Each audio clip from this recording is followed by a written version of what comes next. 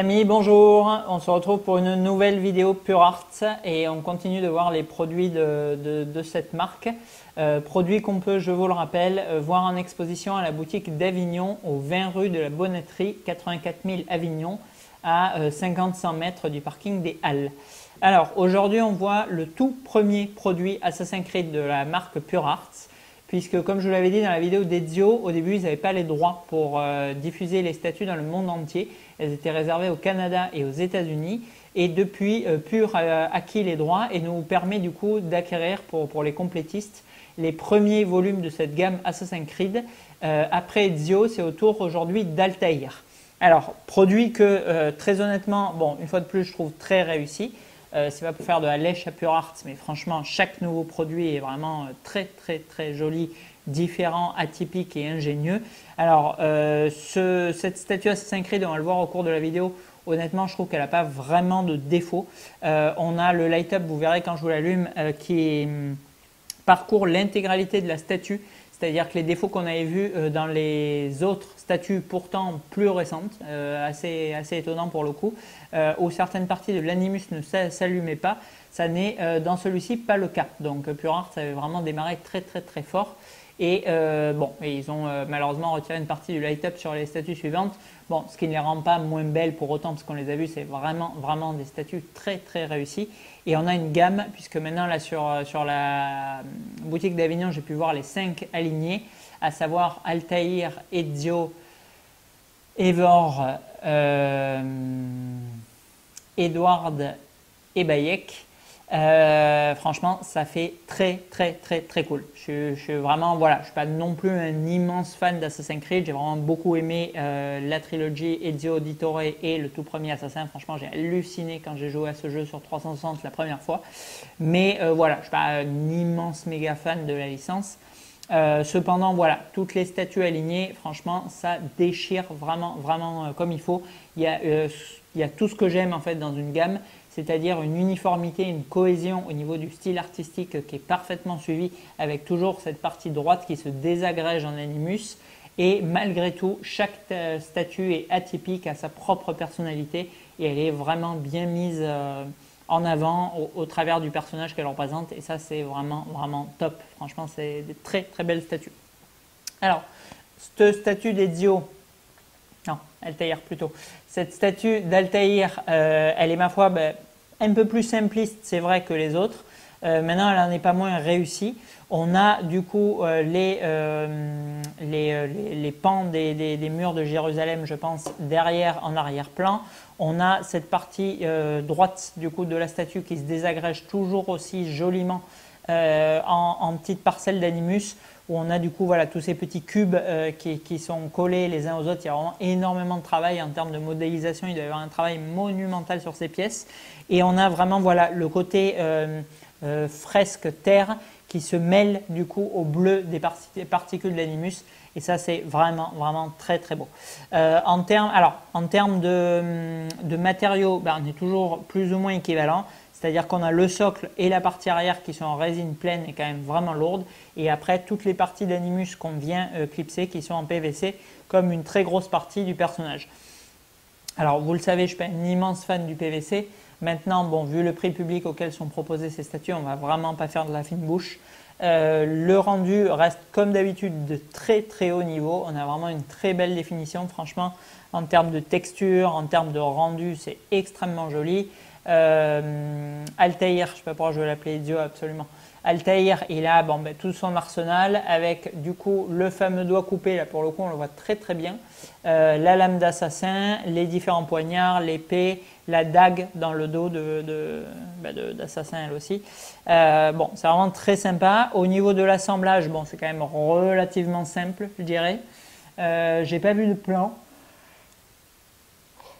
Pardon, désolé, j'ai pas vu de plan pour assembler la statue. Alors, je ne sais pas si je suis fatigué ou si je l'ai loupé ou s'il n'y est pas, mais bon, bref, je l'ai fait sans. Alors, c'est relativement simple pour toutes les parties d'animus sur le bord, puisqu'elles sont numérotées. de 1 jusqu'à 9, ça va. Bon, là, j'ai pas vu de numéro. Donc, encore une fois, je sais pas si c'est la fatigue ou s'ils n'y sont pas. À mon avis, ils n'y sont pas. Donc, du coup, bon, faut y aller un peu à tâtons. Une fois que vous avez positionné tout ça, bon, ça va quand même relativement simple parce qu'il est relativement bien parce qu'il vous en reste 4-5 pour le socle. Mais des petits numéros supplémentaires, ça n'aurait pas été de trop. Voilà. Après, bah, écoutez, en fait, c'est vrai qu'elle est quand même plus simpliste que les autres puisque la partie horizontale, elle est du coup quasiment uniforme avec, voilà, il y a quand même bon, un joli paint, mais elle est relativement classique. Et au fond, on a du coup bah, les portes, dont une qui se désagrège en Animus et après quelques particules et le personnage. Donc c'est vrai que la composition, elle est moins sophistiquée que les autres. Maintenant, franchement, bon, elle est un petit peu, je trouve, comme le tout premier jeu, c'est-à-dire justement plus simpliste, plus pur, c'est vraiment la base. Donc là, la base des créations de Pure Art et pour Assassin's Creed, ben, la base des jeux. Mais malgré tout, bon, franchement, il en reste, voilà, pour moi, le 1 et le 2, c'est les deux qui m'ont le plus marqué. Et je trouve que c'est plus ou moins pareil sur les statues. Elle reste quand même vraiment, vraiment iconique, emblématique. C'est le premier Assassin's Creed. Oui, il est un petit peu plus simpliste, mais franchement, on ne lui en voudra pas parce qu'il est extrêmement réussi malgré tout. Le visage, bon, on ne le voit pas trop. Il est quand même assez bien représenté. On reconnaît vraiment bien Desmond pour le coup. Je ne me souviens pas si dans le jeu Altaïr il ressemble autant à Desmond, mais franchement il ressemble comme deux gouttes d'eau. Maintenant, bon, il a la capuche qui descend vraiment très bas, donc vous voyez le personnage à partir d'ici. Mais quand vous le voyez en contre-plongée comme ça, on peut voir du coup qu'il est quand même relativement bien peint. Et après, bon, énorme point positif sur cette statue. Une fois qu'on y a posé 6 piles sur l'arrière, on a le petit bouton. Et là, ça ne marche pas. Voilà, parfait. Hop, non, le bouton s'était bloqué, je rigole. Voilà, le light up qui est franchement pour le coup très cool. Très cool, mais mon perso ne s'allume pas par contre. Ok. Bon, je sais pas pourquoi mon perso ne s'allume pas. C'est ce délire. Bon. Allez, on va passer au zoom, je vais le trifouiller. Je ne sais pas s'il y a un faux contact ou quoi, mais il est très cool, mais mon perso ne s'allume pas. Bon, en tout cas, on a voilà, les lumières d'ambiance pour le haut de la fresque. Ça, c'est quand même assez joli. Et plein de LED qui sont très puissants pour le personnage. Donc ça, c'est très cool aussi. Allez, je vais trifouiller un peu du coup mon perso pour voir pourquoi il ne veut pas s'allumer avec le reste. Et ensuite, on zoomera cette statue dans le noir parce que franchement, elle en vaut la peine. A tout de suite. Bon, allez, on est parti sur le zoom. Bon, j'ai nettoyé, j'ai trifouillé mon pied. Impossible de faire allumer le light-up du perso. Donc pour le coup, l'idée révolutionnaire du premier modèle, ben, on ne la verra du coup pas en vidéo. Je suis un peu deg, franchement, pour le coup, que ça ne s'allume pas. Je sais pas si c'est un défaut. Je sais pas. Franchement, j'ai beau trifouiller, ça n'a pas marché. Bref, bon, on a quand même une statue, ben, comme les autres, qui n'en est pas moins belle pour autant. Franchement, on a un très beau niveau de qualité sur ce personnage d'Altaïr. Ouais. Voilà, les fresques murales, la peinture un peu salie du coup sur l'arrière de la fresque, c'est très joli. L'arrière, bon, il est relativement simpliste, mais ça rend quand même pas dégueu. Le compartiment avec les 6 piles. Du coup, le light-up est vraiment très intense, quoi. Allez, je vais tout éteindre et on va voir l'ambiance globale. Voilà, éteint.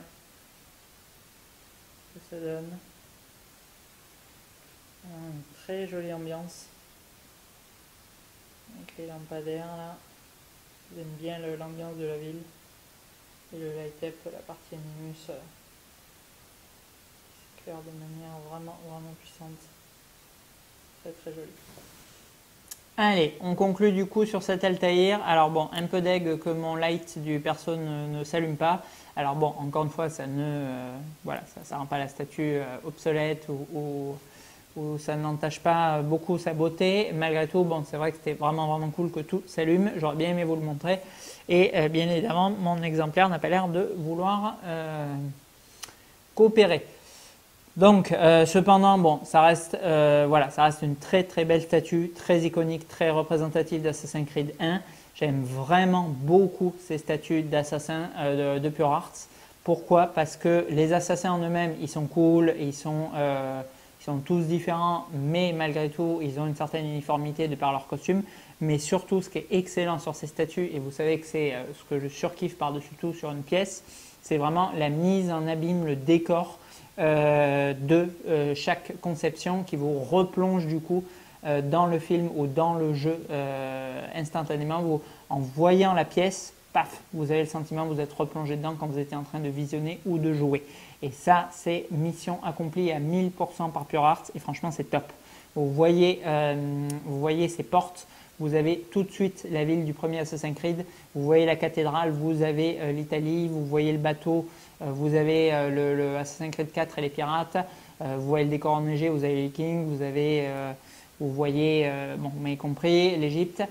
Voilà, vous êtes à chaque fois replongé dans chaque jeu. Et encore une fois, côte à côte, de par cet Animus, ce système de light-up, cette ambiance unique qu'ils ont créée sur leurs pièces, elles se raccrochent les unes aux autres et elles se mettent mutuellement en valeur.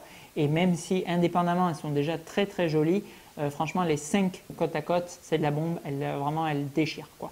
Cette gamme est très très très très belle et je comprends que des gens fassent le 7 parce que franchement, voilà, j'aurais plus de place, moins de trucs que je collectionne déjà, etc. etc.